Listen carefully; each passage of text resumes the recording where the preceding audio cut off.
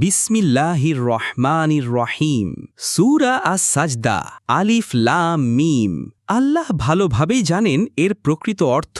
তানজিলুল কিতাবি লা রাইবা ফীহি মির রব্বিল আলামিন। এই কিতাবের অবতারণ বিশ্বজগতের প্রতিপালকের পক্ষ থেকে, এতে কোনো সন্দেহ নেই। আম ইয়াকুলুনা ইফতারাহু বাল হুয়াল হাক্কু মির রব্বিকা লিতুনজিরা কওমান মা আতাহুম মিন নাযীরিম মিন ক্বাবলিকা লাআল্লাহুম ইয়াহতাদুন।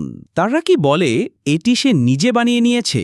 বরং এটি তোমার প্রতিপালকের পক্ষ থেকে সত্য, যাতে তুমি সেই সম্প্রদায়কে সতর্ক করো যাদের কাছে তোমার আগে কোনো সতর্ককারী আসেনি, যাতে তারা হিদায়াত পায়। ইউদাব্বিরুল আমরা মিনাস সামাই ইলাল আরদি সুম্মা ইয়ারুজু ইলাইহি ফি ইয়াউমিন কানা মিকদারুহু আলফা সানাতিন মিম্মা তাউদ্দুন।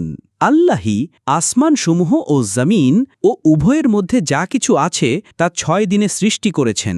তারপর তিনি আরশে সমাসীন হয়েছেন। তোমাদের জন্য তিনি ছাড়া কোনো অভিভাবক নেই, কোনো সুপারিশকারীও নেই। তবে কি তোমরা উপদেশ গ্রহণ করবে না? তিনি আসমান থেকে জমিন পর্যন্ত সবকিছু পরিচালনা করেন। তারপর সবকিছু তার কাছেই ফিরে যাবে এমন এক দিনে যার পরিমাণ তোমাদের হিসাবে 1000 বছরের সমান।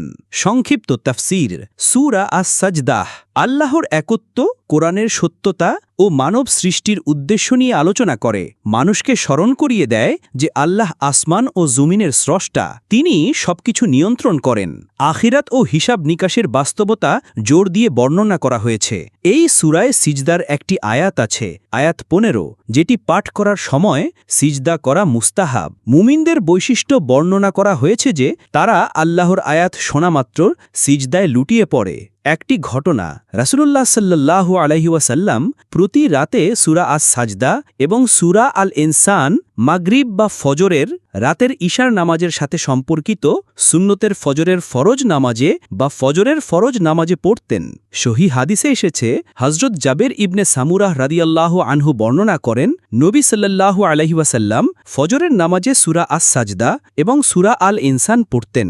মুসলিম হাদিস নম্বর 458।